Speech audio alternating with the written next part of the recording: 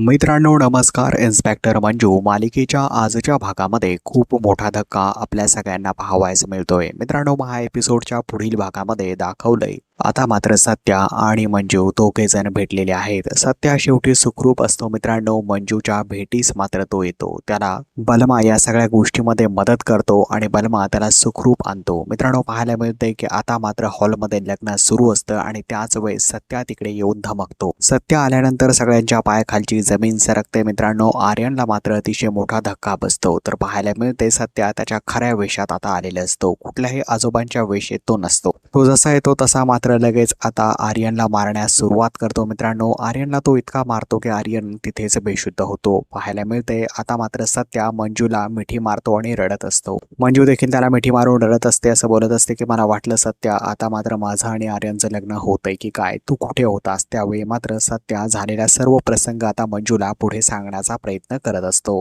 तो बोलत असतो की आर्यनने मला खोलीमध्ये डांबून ठेवलं होतं आणि मला बेशुद्ध केलं होतं. बलमा जर आला नसता तर आज मी जिवंत नसतो. तर मित्रांनो पाहायला मिळते की पुढील भागामध्ये मालिकेने काहीतरी जबरदस्त आणि भयंकर असं वळण घेतलं आहे. त्यामुळे मात्र आता सत्या जो आहे तो सुखरूप असल्याचं पाहायला मिळत आहे. मित्रांनो फायनली मात्र आता आर्यन प्रकरणाचा शेवट झालेला आहे. आर्यनला पोलीस मात्र आता पकडून घेऊन चाललेले आहेत. तर आता सत्या जो आहे तो खऱ्या वेशामध्ये सगळ्या घरच्यांसमोर आलेला असतो आणि सगळ्यांना खूप मोठा धक्का बसलेला असतो. अख्ख्या सातारला आता खूप आनंद होतो मित्रांनो आणि पाहायला मिळते की पुढील भागामध्ये सत्य आता नॉर्मल माणसांसारखा घरामध्ये वापरताना देखील दिसणार आहे. तर मित्रांनो इन्स्पेक्टर मंजू मालिकेचे पुढील भाग पाहण्यासाठी तुम्ही किती एक्सायटेड आहात हे आम्हाला कॉमेंट बॉक्समध्ये कॉमेंट करून नक्कीच सांगा.